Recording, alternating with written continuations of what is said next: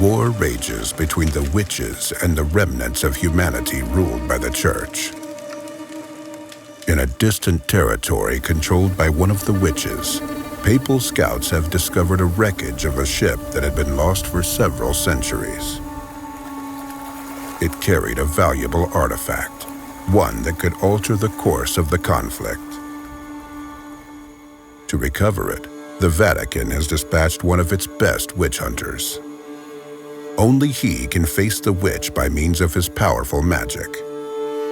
Hunters like him are called prayers, and the substance running through his veins that gives him arcane powers is known as Witchfire.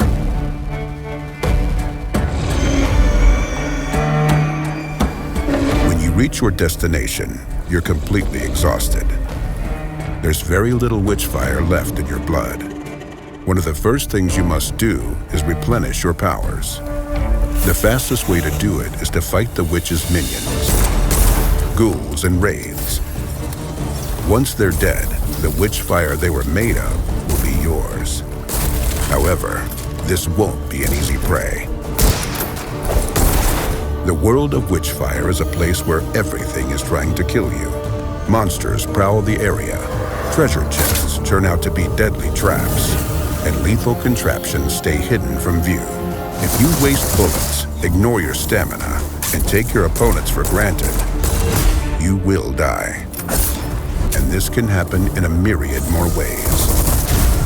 Getting killed means that you lose all your loot, although it's possible to recover it, and the monsters you've eliminated come back from the dead. What's even worse, once the witch senses the powerful intruder who hasn't died so far, she will start throwing deadly curses at you, called the calamities.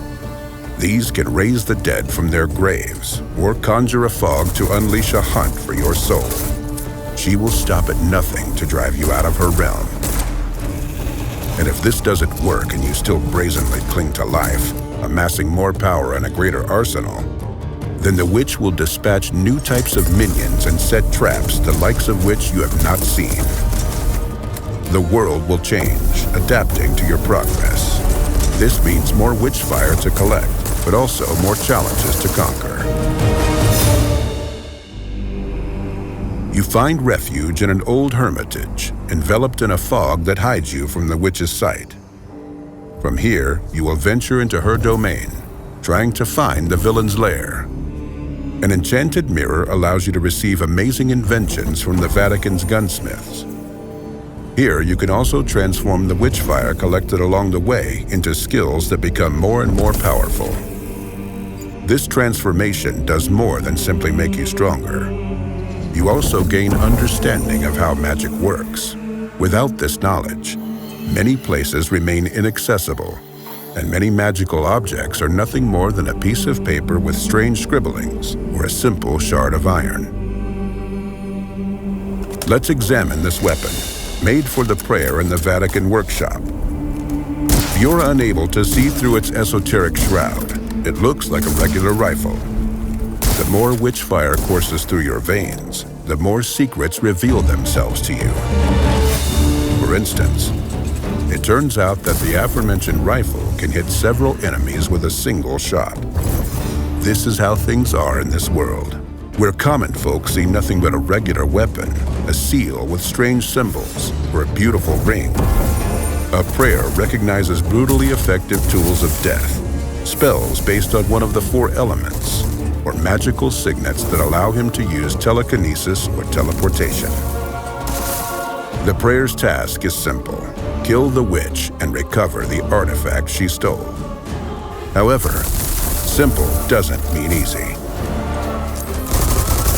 Luckily for you, the prayer has more tools at his disposal than superhuman powers or a magical arsenal. Some of these implements are called the Arcana. Crystals that are created from Witchfire in the most magic-infused spots allow the prayer to alter reality, if ever so slightly. Will you enhance your spells with new abilities, weaken all of the witch's minions, or perhaps you will prefer to improve your shooting skills for a short while? Still, the most powerful force the prayer can wield is not a weapon, a spell, a magical object, or even the arcana. It's the freedom. When you embark on your journey, you set your own goals. Would you like to find and defeat the guard keeping watch over the witch's keys? Go right ahead. Or perhaps you prefer to steal some gold and return to the hermitage. No problem. Why don't you test a new weapon and collect enough Witchfire to develop another skill? There's nothing stopping you. Every step you make during your journey marks a choice. You can rush into a huge mob of enemies and try to execute them in a frenzied dance of death, or opt for eliminating them one by one from afar. Steering clear from a fight is an option, as is provoking more fights for bigger rewards. This freedom means that there isn't just one correct method to defeat the witch. The prayer is not bound by time restrictions, and the Vatican doesn't care what methods he employs. A sharpshooter's agile fingers, a tactician's analytical mind, or special powers and magical objects. You can pick, choose, and match freely to achieve your goal. These are the bare bones of Witchfire. Discovering the rest is up to you. But here's a final thought. The witch knows that the prayers are immortal. Her goal is not to kill you. Her goal is to take away your belief that she can be defeated. When faced with hardship, you decide whether to give in to despair or get back on your feet and resume the fight. Godspeed, prayer.